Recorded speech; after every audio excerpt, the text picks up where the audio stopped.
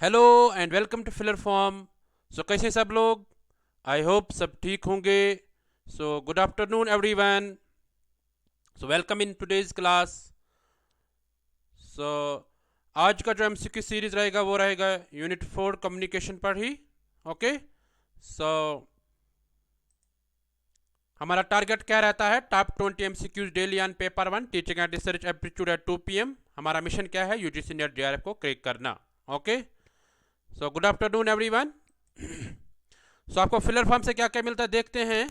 आपको मिलता है फ्री क्लासेस, फ्री नोट्स है ना, live class, MCQs, PYQs, free books का एक्सेस मिलता है आपको। आपको मॉक टेस्ट्स मिलते हैं। तो आप नोट्स को कैसे डाउनलोड करोगे? जो फिलर फॉर्म प्रोवाइड करते हैं नोट्स, उनको आप डाउनलोड कर सकते हैं फिलर फॉर्म की वेबसाइट पे www.ugc-net.com। ओके।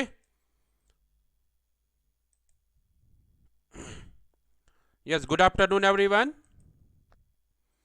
सो ये फ्री क्लास से इनका आप लाभ लीजिएगा। और फिलर फॉर्म की एक एप्लीकेशन आती है, उसको आप इंस्टॉल करो अपने मोबाइल में, वहाँ से आप मॉक टेस्ट और क्विज़ दे सकते हैं। ओके। सो ये 2 PM का जो क्लास है, MCQ class regarding paper 1 UGC NET JRF, तो इसको आप मिस मत कीजिएगा। अगर आपने इसको मिस किया तो आपने बहुत कुछ खो दिया। सो ये अचीवमेंट ऑफ फिलर फॉर्म की है, ठीक है। तो जेआरएफ अचीवर्स और ये नेट अचीवर्स है, आप भी मेहनत करते रहो, आपका नाम नेक्स्ट टाइम इस लिस्ट में आ जाएगा। सो गाइज, आपका वेट जो था वो ओवर हो गया है ना, मतलब your weight is over now. Now आप जो आप वेट कर रहे थे कि सर फॉर्म कब आएंगे है ना, तो अब 30 अप्रैल से स्टार्ट हो गया है ऑलरेडी। तो आप इसको फिल कर लो आप NTA UGC नेट वेबसाइट पे। तो वहाँ पे आप फॉर्म फिलअप कर सकते हैं, ठीक है। अब लास्ट डेट क्या रहेगी इसका? इसका लास्ट डेट है 20 मई, ठीक है। हाँ, 20 मई 2022 अप टू 11:50 PM तक, ठीक है। सो इस तरह करेक्शन कब होगी? फिर करेक्शन विंडो कब ओपन होगी? वो 21 मई को होगी, ठीक है, टू 23 मई, ठीक है। यहाँ इस दिन आप करेक्शन कर सकते हैं अगर आपकी फॉर्म में कोई करेक्शन होगी, ठीक है। तो बाकी जो टेस्ट जो होगा, एग्ज़ाम सेंटर्स कब अनाउंस होंगे है ना, एडमिट कार्ड कब आएगा, वो लेटर ऑन अनाउंस हो जाएगा। ओके। सो इसी तरह फर्स्ट शिफ्ट होगा 9 AM पे है ना, 9 AM टू 12 PM। इस तरह सेकंड शिफ्ट होगा 3 PM टू 6 PM, है ना। तो आप अकॉर्डिंगली प्रिपेयर कर लो। सो एप्लीकेशन फ़ी रहेगा जनरल के लिए 1100, जनरल EWS OBC NCL है ना, नॉन क्रीमी लेयर जो होगा उनका 550 रहेगा फ़ी। और SC ST PWD third gender जो होगा उनके लिए 275 है ना, 275। तो व्हाट नेक्स्ट? अब आपको क्या करना है? आपको रिवीजन करना है, आपको PYQs MCQ सॉल्व करने हैं, ठीक है। और पेपर 1 के लिए ये जो MCQ क्लास और PYQ क्लास होता है, तो इसको आप मिस मत कीजिएगा। ओके। सो इस तरह पेपर सेकंड के लिए भी आप अच्छे से पढ़ो, और रिवीजन जितना आपने पढ़ा उसका रिवीजन कर लो, और जो अभी रह गया है उसको भी आप पढ़ लो, ठीक है। सो अब कंसिस्टेंसी रखो, 100% दे दो अपना, ठीक है। So you will crack JRF। Okay. So guys, अपने फ्रेंड्स के साथ शेयर करो इस वीडियो को। Then we will begin our today's MCQ series. Okay. So अपना थम्स अप दे दीजिएगा, then we will start our today's class. Yes, सबको थम्स अप आना चाहिए, और अपने फ्रेंड्स के साथ शेयर करो, और वीडियो को लाइक करो। और जो चैनल पे नए हैं वो चैनल को सब्सक्राइब करो, और बेल को प्रेस करके रखो ताकि नेक्स्ट टाइम आपको नोटिफिकेशन मिल जाएगी। Okay. Yes, so let's begin, let's get started. So let's start our today's MCQ series. ये रहा आपके स्क्रीन पे question number 1, which is not 24 hours news channel. इनमें से 24 आवर्स न्यूज़ चैनल कौन सी नहीं है?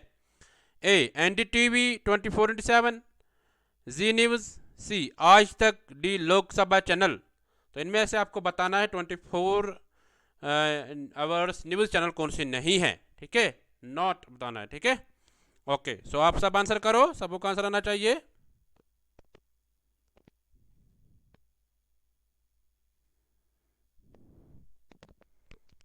Very good.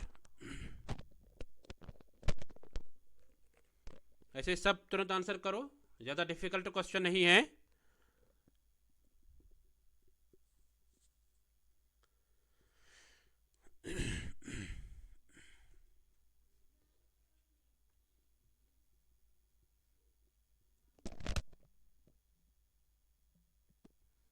चलो देखते हैं इसका आंसर क्या होगा। ये रहा आपके स्क्रीन पे इसका आंसर, डी पार्ट। ठीक है, लोकसभा चैनल जो है ये 24 आवर्स न्यूज़ चैनल नहीं है। बाकी जो है ना, NDTV 24/7 ये है, जी न्यूज़ भी है, आज तक भी है। तो ये 24 आवर्स न्यूज़ चैनल्स है, बाकी ये वाली नहीं है।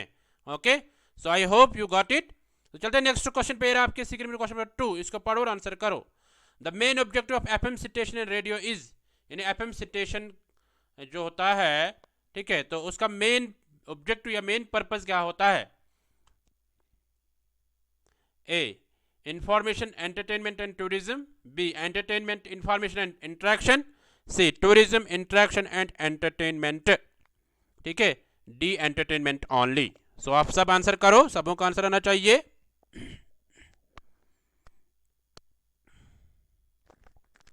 वेरी गुड, ऐसे आंसर करो सब, तुरंत आंसर आना चाहिए।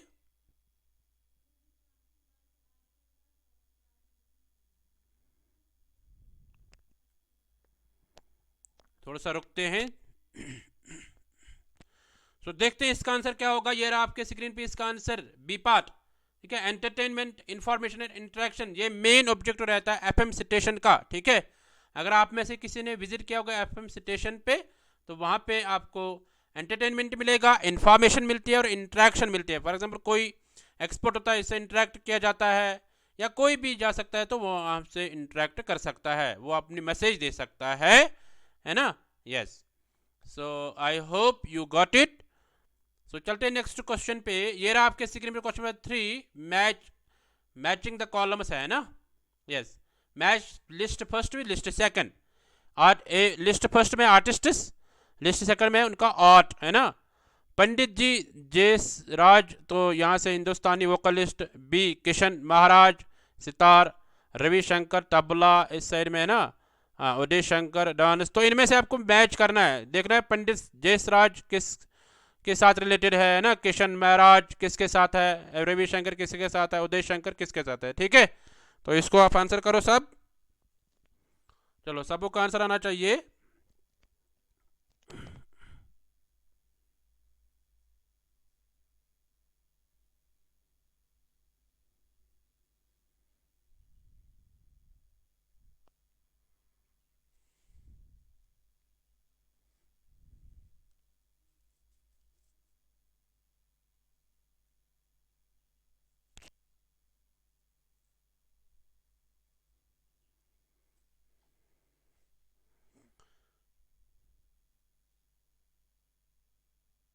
चलो देखते हैं इसका आंसर क्या होगा। ये रहा आपके स्क्रीन पे इसका आंसर। थोड़ा सा और 2-5 सेकंड रुकते हैं, सब आंसर करो। यस, सो ये रहा आपके स्क्रीन पे इसका आंसर, सी पार्ट, है ना। क्या कह रहा है सी पार्ट? ए को आएगा फर्स्ट, है ना। पंडित जयसराज हिंदुस्तानी वोकलिस्ट था, ठीक है। हाँ, किशन महाराज जो था वो तबला के साथ है ना रिलेटेड। इस तरह रविशंकर किसके साथ एसोसिएटेड है?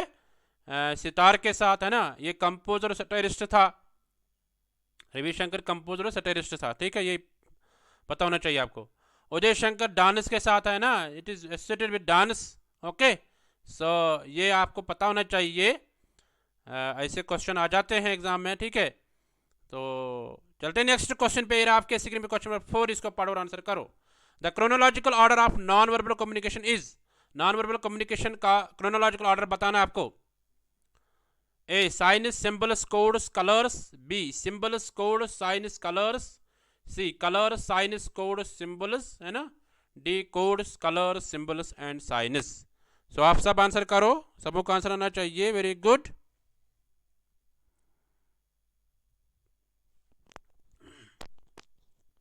बहुत अच्छा, ऐसे आंसर करो सब।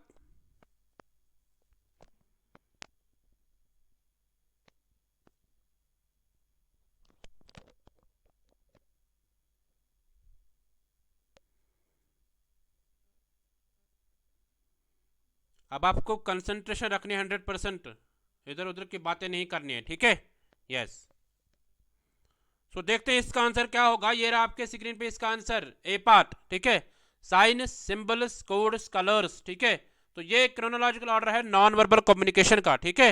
हाँ, पहले साइनस आते हैं, हम साइन दिखाते हैं कोई, फिर सिंबल दिखाते हैं कोई है ना, फिर कोड्स दिखाते हैं, फिर कलर्स दिखाते हैं। Okay, so this is the right order of non verbal communication. Okay, so ये रहा आपके स्क्रीन में क्वेश्चन नंबर 5, इसको पढ़ो और आंसर करो।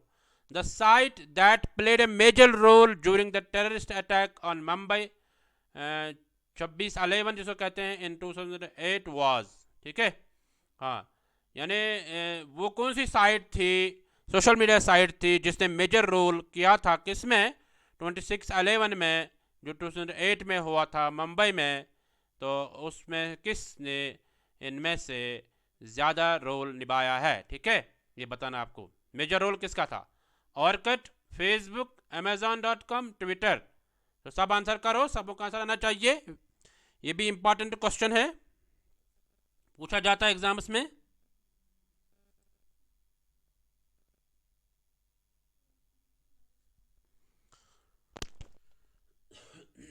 चलो सब आंसर करो।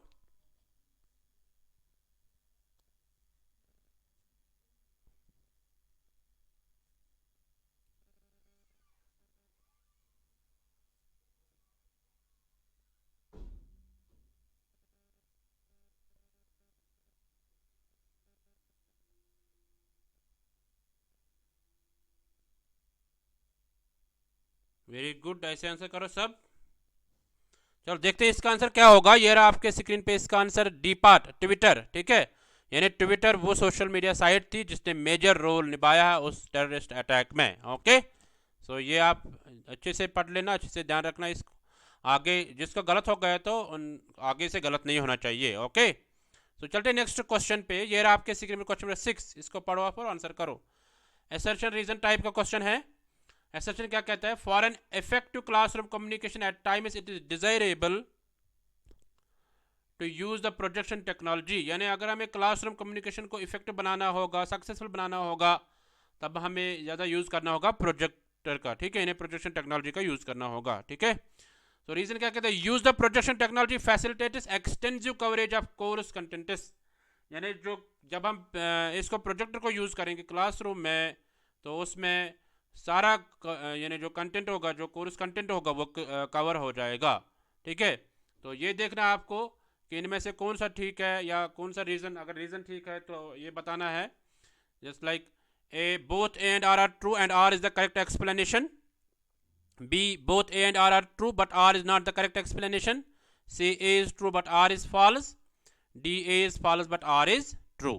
So इसको देखो आप सब आंसर करो, हिंदी वाले भी पढ़ो, आंसर करो, कोई परेशानी कोई दिक्कत नहीं है। तो सब आंसर करो, वेरी गुड, ऐसे आंसर करो तुरंत।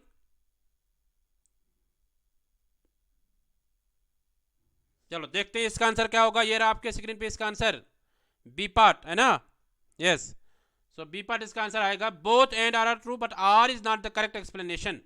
यानी पहला क्या कह रहा था, असर्शन क्या कह रहा है कि यानी अगर हम प्रोजेक्टर को यूज़ करेंगे क्लासरूम में, तो हमारा जो क्लासरूम वो सक्सेसफुल और इफेक्टिव रहेगा, है ना।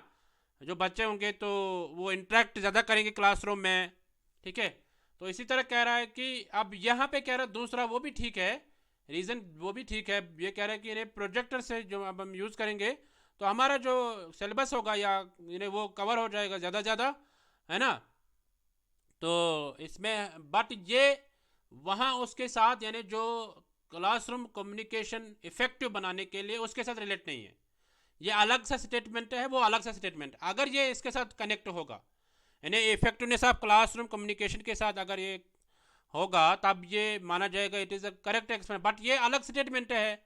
ये कह रहा है कि इन्हें प्रोजेक्टर अगर हम यूज़ करेंगे उससे सिलेबस कवर होगा, है ना। तो वहाँ पे वो कह रहा है कि यानी प्रोजेक्टर यूज़ करने से इफेक्टिव क्लासरूम हो जाएगा।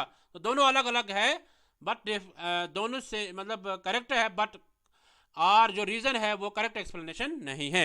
सो I hope you got it. So चलते नेक्स्ट क्वेश्चन पे। आपके क्वेश्चन 7, इसको पढ़ो और आंसर करो। Identify the correct sequence of the following, इनमें से आपको करेक्ट सीक्वेंस बताना है। A source channel message receiver, B source receiver channel message, C source message receiver channel, D source message channel receiver.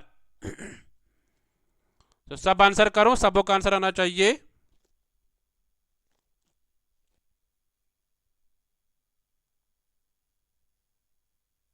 Very good, ऐसे answer करो सब।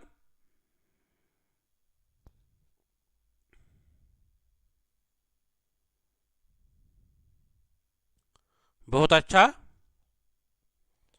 चलो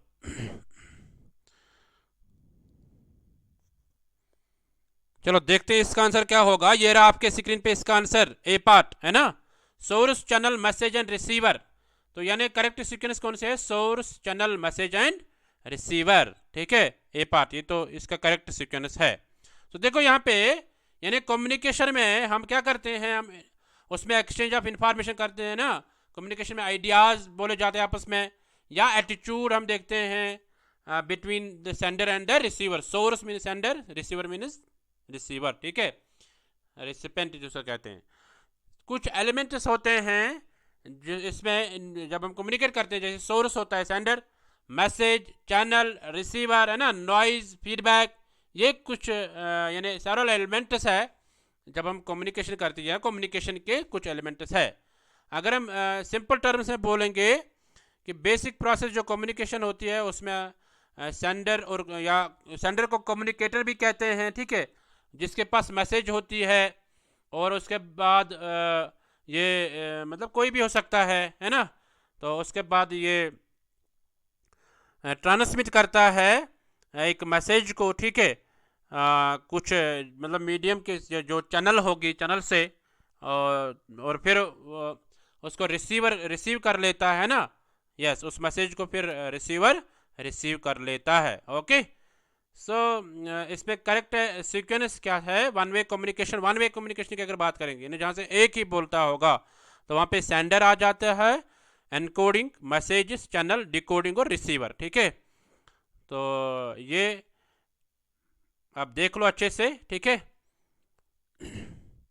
तो ये करेक्ट प्रोसेस है, सेंडर एनकोड्स, तो चैनल मीडियम जो होता है, ठीक है, उसके बाद मैसेज, उसके बाद चैनल दोबारा, उसके बाद डिकोड हो जाती है, डिकोड होने के बाद रिसीवर उसका रेस्पॉन्ड फिर देता है वापस, ठीक है। ओके, सो कम्युनिकेशन सीक्वेंस का राइट ऑर्डर है sender, message, communication, channel, receiver. Okay, so I hope you got it. तो इसको आप देखो अच्छे से, ठीक है, यस। सो ये रहा आपके स्क्रीन पे क्वेश्चन नंबर 8, इसको पढ़ो आप और आंसर करो। असर्शन क्या कहते हैं, mass media promote a culture of violence in the society. Mass media जो है ये प्रमोट करता है कल्चर किस में, सोसाइटी में। रीजन क्या कहते हैं, because violence sells in the market as people themselves are violent in character. यानी वायलेंस जो होती है इसको बेचा जाता है मार्केट में, ठीक है, हाँ, क्योंकि लोग खुद ब खुद वायलेंट हो जाते हैं अपने कैरेक्टर से, ठीक है, अपने बिहेवियर से। तो ये बताना आपको कि असर्शन रीज़न दोनों करेक्ट है या, है ना, या एक करेक्ट है दूसरा फॉल्स है, ये आपको बताना है ऑप्शन में से। यानी ए ऑप्शन है both A and R are true and R is the correct explanation of A, B both A and R true but R is not the correct explanation of A, C A is true but R is false, D both and R false. So आप सब answer करो, very good, ऐसे answer करो सब, तुरंत answer आना चाहिए।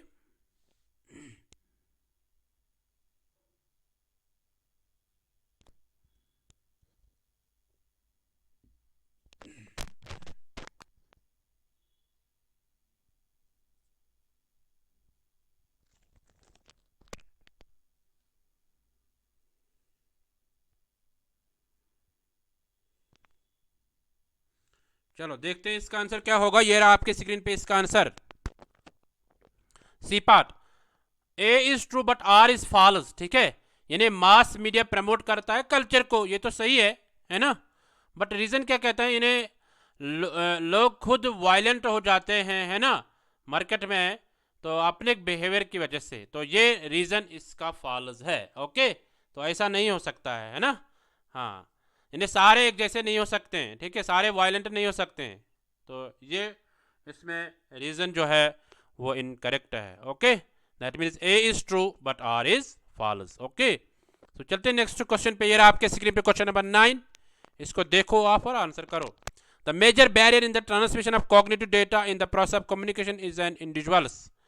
तो यानी मेजर बैरियर जो बन जाता है जब कम्युनिकेशन में कॉग्निटिव डेटा ट्रांसफ़र हो जाता है, ठीक है, कॉग्निटिव डेटा यानी थिंकिंग के बारे में, यानी आइडियाज़, या हम बोलेंगे न्यू इन्फॉर्मेशन, है ना, न्यू इन्फॉर्मेशन जब ट्रांसफ़र हो जाएगी तो इसमें कौन से बैरियर आ जाता है, ठीक है। यस, सो क्या personality, A, B expectation, C social status, D coding ability.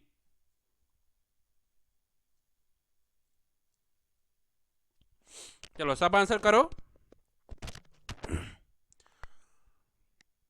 जब कॉग्निटिव डेटा या थिंकिंग डेटा ट्रांसफ़र हो जाता है ड्यूरिंग कम्युनिकेशन प्रोसेस, है ना, तो उस वक्त कौन सा मेजर बैरियर रह जाता है, ठीक है। हाँ,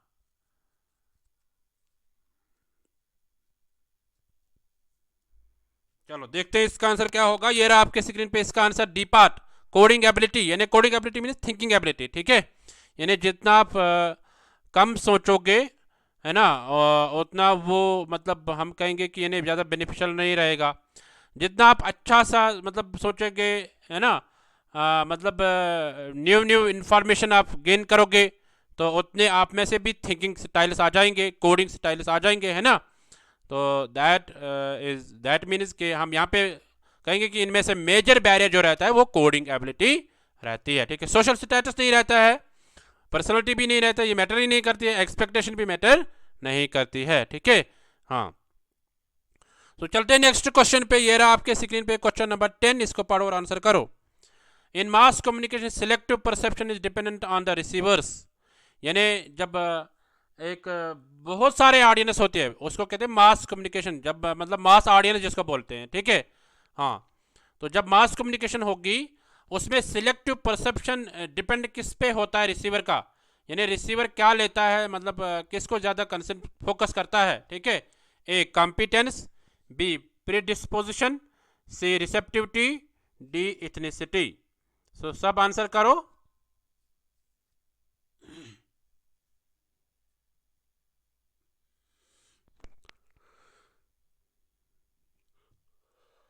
सबों का आंसर आना चाहिए। Very good.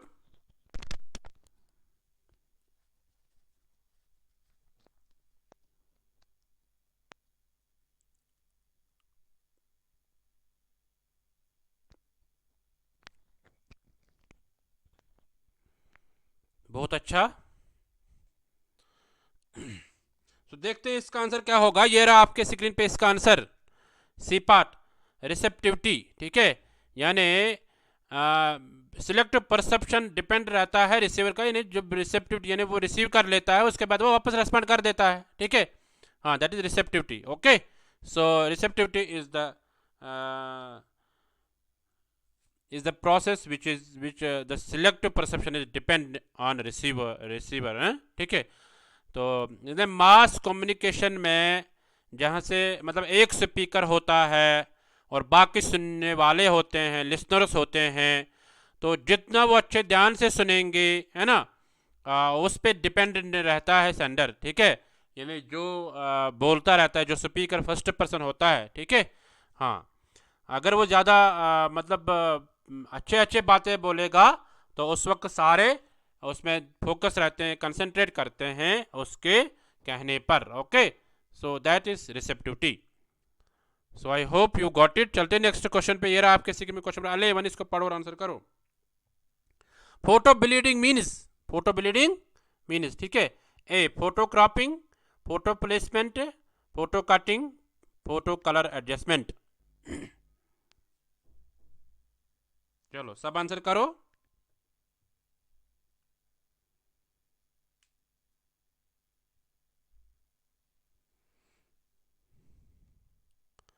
ज़्यादा डिफिकल्ट क्वेश्चन नहीं है, इजी क्वेश्चन ही है। चलो देखते हैं इसका आंसर क्या होगा। ये रहा आपके स्क्रीन पे इसका answer, D part, photo colour adjustment. यानी फोटो ब्लीडिंग में क्या होती है, हम करते हैं जब हम फोटो को कलर एडजस्टमेंट करते हैं, उसमें कलर चेंज कर लेते हैं। फॉर एग्जांपल हम कहते हैं कि इन्हें फ़ोटो का बैक साइड होना चाहिए वाइट, तो हम उसको वाइट में चेंज कर लेते हैं, ठीक है। या ग्रीन होना चाहिए तो हम ग्रीन में मतलब मॉडिफाई कर लेते हैं उसको, ठीक है, एडजस्ट कर लेते हैं। ओके, सो दैट मीन्स कि फोटो ब्लेंडिंग का मतलब है photo colour adjustment. Okay, yes. So photo cropping अलग है, फोटो प्लेसमेंट भी अलग है, फोटो कटिंग अलग है, ठीक है, यस। सो चलते हैं नेक्स्ट क्वेश्चन पे। ये रहा आपके स्क्रीन पे क्वेश्चन नंबर 12, इसको देखो और आंसर करो। While designing communication strategy feed forward studies are conducted by, यानी जब हम डिज़ाइन करते हैं कम्युनिकेशन को, स्ट्रेटजी को, तो उस वक्त फीड फॉरवर्ड स्टडीज कंडक्ट कौन करता है, ठीक है। Audience, communicator, satellite, media. सब आंसर करो। इंपॉर्टेंट क्वेश्चन ये भी है, यानी आज के सारे क्वेश्चन इंपॉर्टेंट है, इनमें से कोई भी क्वेश्चन आ सकता है एग्जाम में।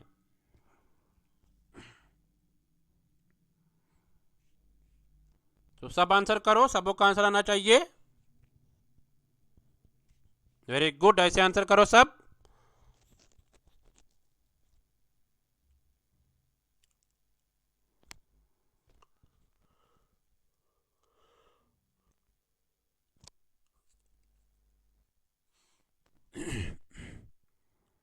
चलो देखते हैं इसका आंसर क्या होगा। ये रहा आपके स्क्रीन पे इसका आंसर, बी पार्ट, कम्युनिकेटर। देखो फीड फॉरवर्ड स्टडीज जो होती है उसको कंडक्ट करता है कम्युनिकेटर। कम्युनिकेटर कहते हैं सेंडर को, ठीक है। ऑडियंस होती है लिसनर्स, ठीक है, हाँ। तो सैटेलाइट हम जो चैनल हम यूज़ करते हैं, है ना, मीडियम होगा या मीडिया, तो ये अलग सर टर्म्स है। तो ये स्टडीज़ को कंडक्ट नहीं कर सकते हैं, एक सेंडर ही कर सकता है, ठीक है। Yes, so communicator is the right answer. तो चलते हैं नेक्स्ट क्वेश्चन पे। ये आपके स्क्रीन पे क्वेश्चन नंबर 13, इसको पढ़ो और आंसर करो। In which language the newspaper have highest circulation, यानी ज़्यादा कौन से लोग ज़्यादा न्यूज़पेपर कौन से लोग पढ़ते हैं, इन्हें कौन सी लैंग्वेज के। ए इंग्लिश, बी हिंदी, सी बंगाली, डी तमिल। तो सब आंसर करो।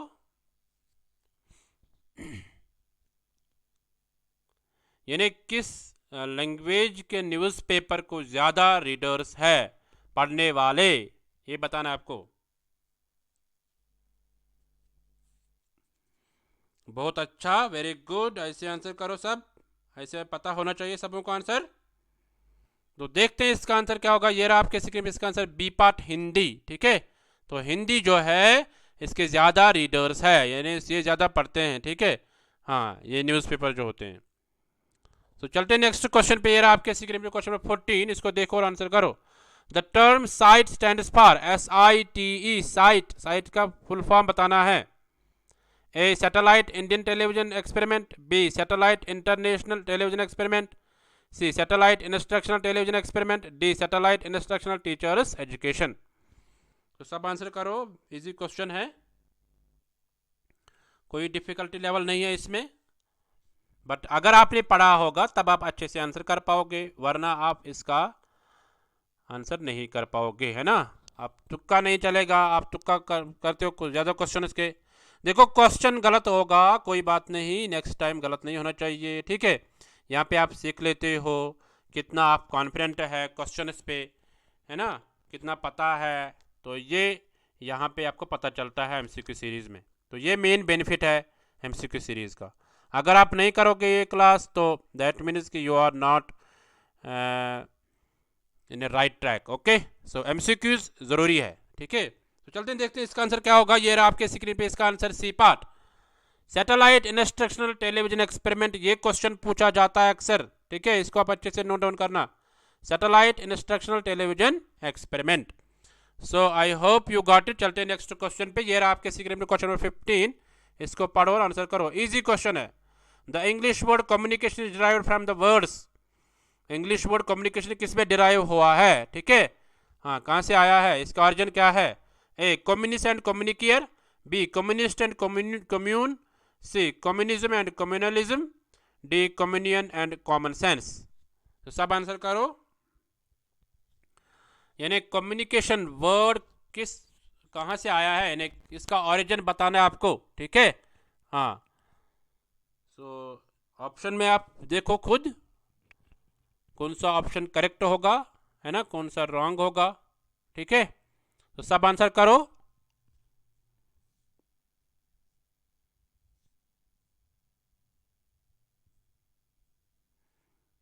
चलो देखते हैं इसका आंसर क्या होगा। ये रहा आपके स्क्रीन पे इसका answer. A part communis and communicare, यानी कम्युनिकेशन वर्ड जो है ये डिराइव हुआ है कम्युनिस एंड कम्युनिकेयर से। ठीक है, तो इसको आप देख लो अच्छे से। तो चलते हैं नेक्स्ट क्वेश्चन पे। ये रहा आपके स्क्रीन में क्वेश्चन नंबर 16, इसको देखो और आंसर करो। Chinese cultural revolution leader Mao Zedong used a type of communication to talk to the masses is known as, यानी बहुत सारे लोगों के साथ एक चाइनीज कल्चरल रेवोल्यूशन के लीडर जो था माओ जेडोंग, उसने कम्युनिकेट किया है बहुत सारे लोगों के साथ एक साथ बात की। तो उसको कौन सी कम्युनिकेशन बोलेंगे हम? Mass line communication, B group communication, C participatory communication, D dialogue communication. So आप सब आंसर करो। Chinese cultural revolution leader Mao Zedong जो है उसने बहुत सारे लोगों के साथ एक कन्वर्सेशन की। मतलब वो खुद बोलता था, बाकी सुन रहे थे, तो उसको क्या बोलेंगे? ठीक है, ये आपको बताना है। वेरी गुड, सब आंसर करो, तुरंत आंसर आना चाहिए, सबकी पार्टिसिपेशन जरूरी है।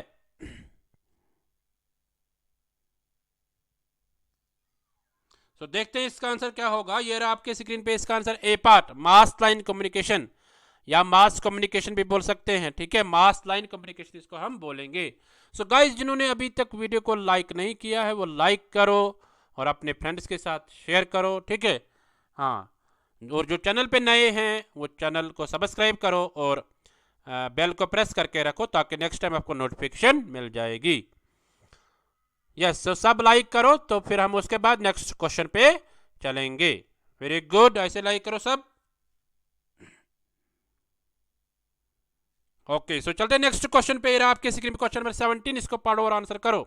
Conversing with the spirits and ancestors is termed as, यानी जब कन्वर्सेशन हम करेंगे स्पिरिट्स के साथ, यानी हाई पावर के आत्मा के साथ, है ना, स्पिरिट मीन्स आत्मा, एंड एंसेस्टर्स इस टर्म में उसको क्या कहेंगे? जब हम कम्युनिकेशन करेंगे आत्मा के साथ, है ना, हाँ, तो या एंसेस्टर्स के साथ, जद्दो अजदाद जो होते हैं उनके साथ जब बात करेंगे, कन्वर्सेशन करेंगे, तो उसको क्या कहेंगे? A transpersonal communication, B intrapersonal communication, C interpersonal communication, D face to face communication. Very easy question है, कोई डिफिकल्टी लेवल नहीं है इसमें।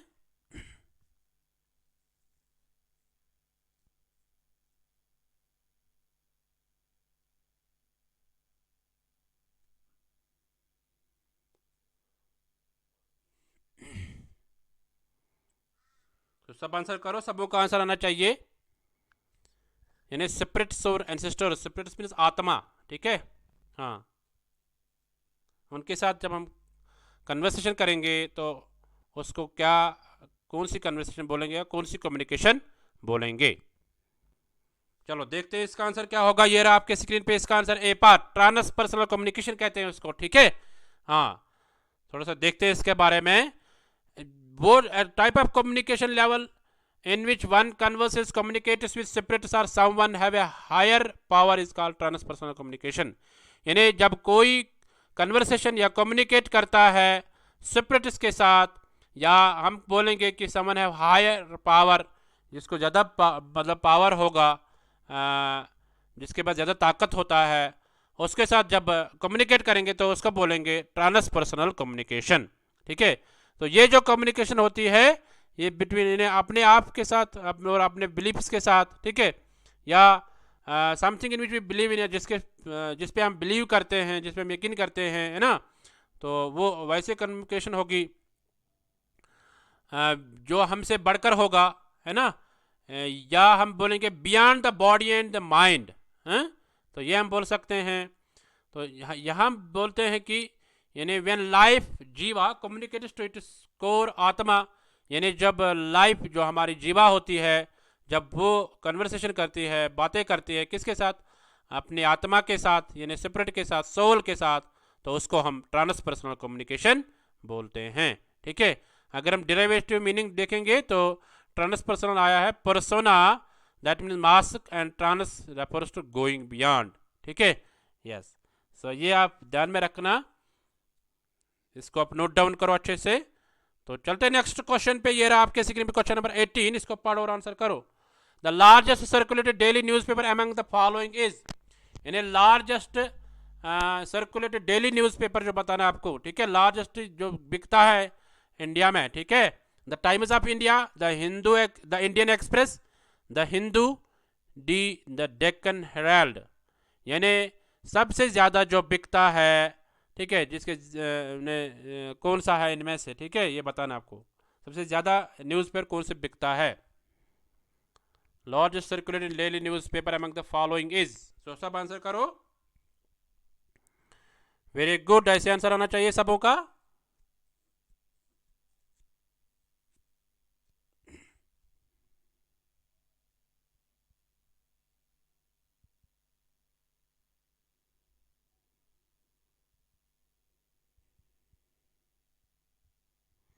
ओके, सो देखते हैं इसका आंसर क्या होगा। ये रहा आपके स्क्रीन पे इसका answer, A part, the times of India. Times of India जो है ये ज़्यादा बिकता है इंडिया में, ठीक है, ये ध्यान में रखने। It is largest circulated in India, it is the newspaper जो circulated largestly in the India. Okay, so ये ध्यान में रखना आप। तो चलते हैं नेक्स्ट क्वेश्चन पे। ये रहा आपके स्क्रीन पे क्वेश्चन नंबर 19, इसको पढ़ो और आंसर करो। Classroom communication of a teacher rests on the principle of, यानी क्लासरूम में जो टीचर पढ़ाता है उस वक्त जो कम्युनिकेशन होती है वो ज़्यादा फोकस किस पे करता है, ठीक है। इंफोटेनमेंट, बी एडुटेनमेंट, सी एंटरटेनमेंट, डी पावर इक्वेशन। सब आंसर करो। Very good.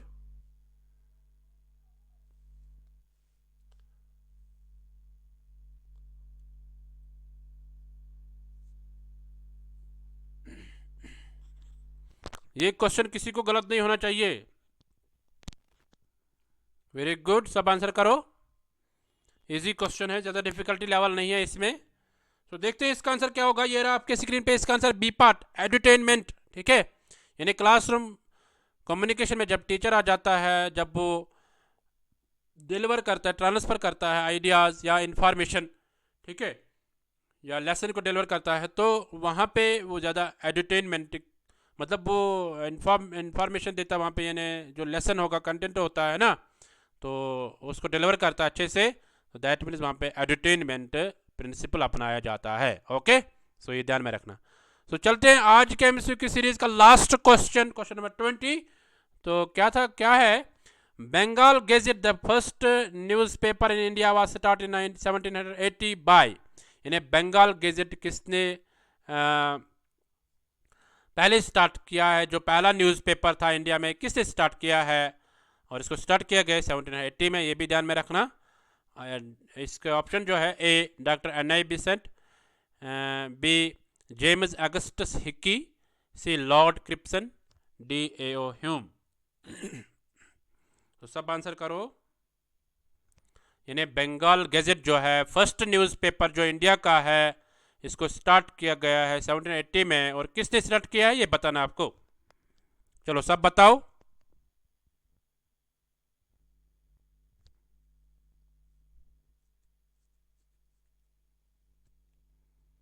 वेरी गुड, ऐसे आंसर करो सब।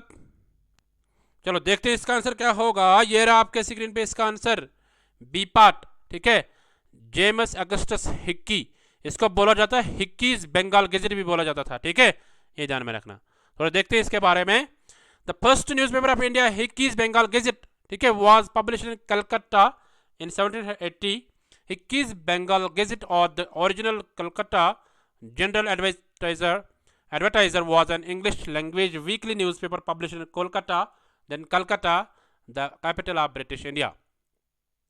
यानी बंगाल गैजेट जो ये न्यूज़पेपर है, इसको पहले पब्लिश किया गया 1780 में। ये भी क्वेश्चन आ सकता है, which newspaper is first started in India, तो उसमें लिखना आप Bengal Gazette. And which date, ये डेट भी ये ईयर भी याद रखना, 1780। ओके, तो इस तरह हिक्कीज बंगाल गैजेट जो था, इसको ओरिजिनली बोलते थे ओरिजिनल कलकत्ता जनरल एडवर्टाइजर, ये बोलते थे इसको, ठीक है। तो ये इंग्लिश लैंग्वेज का न्यूज़पेपर था, वीकली आ जाता था ये, ठीक है। इसको पब्लिश किया गया था, उस वक्त नाम था उसका, कलकत्ता का नाम था कोलकाता, ठीक है। हाँ, कोलकाता, ठीक है। तो अब नाम है मतलब तब वाला बोला जाता था कलकत्ता, ठीक है। हाँ, सो जो ये कलकत्ता था, तो ये उस वक्त यानी कैपिटल थी ब्रिटिश इंडिया की, ठीक है। ये ना उस वक्त ब्रिटिश का रूल था, तो ये आप ध्यान में रखना। इन्हें आज कलकत्ता बोलते हैं, तब वो बोलते थे कलकत्ता, ठीक है। तो ये ध्यान में रखना। So I hope you got it. So ये थे आज के टॉप 20 एमसीक्यू सीरीज। तो गाइज, आप कैसे डाउनलोड करोगे नोट्स? आप इस वेबसाइट पे जाओ और नोट्स को डाउनलोड कर सकते हैं, ठीक है। और फिलर फार्म की एक वेबसाइट ये एप्लीकेशन आती है, इसको भी आप इंस्टॉल करो और उसमें भी आप मॉक टेस्ट एंड क्विज़ेस दे सकते हैं। गाइज, आप अपना फीडबैक दे दो। आज बहुत कम फीडबैक आ जाता है, कुछ ही का आ जाता है, ठीक है। तो आप कमेंट में फीडबैक दे दो, कैसा लगा आज आपको आज का एमसीक्यू सीरीज, तो ये बता दो आप, ठीक है। सो ये फ्री क्लास है, इनका आप लाभ लीजिएगा। और 2 PM का जो क्लास है एमसीक्यू क्लास, इसको आप मिस मत कीजिएगा, कंसिस्टेंसी बना के रखो, ठीक है। तो ये अचीवमेंट ऑफ फिलर फॉरम है, ठीक है। तो आप भी मेहनत करते रहो, आपका नाम नेक्स्ट टाइम इस लिस्ट में आ जाएगा। सो ये जो है यूजीसी नेट फ्री बुक्स मिलते हैं फिलर फॉर्म की तरफ से, ठीक है। तो इसका आप लाभ लीजिएगा। तो आपका कोई प्रश्न होगा, कोई क्वेश्चन होगा, उसको आप कमेंट में लिख लो, उसको हम एड्रेस करेंगे, ठीक है। So thank you guys, thank you everyone. मिलते हैं नेक्स्ट टाइम की सीरीज़ में, तब तक के लिए बाय बाय, टेक केयर।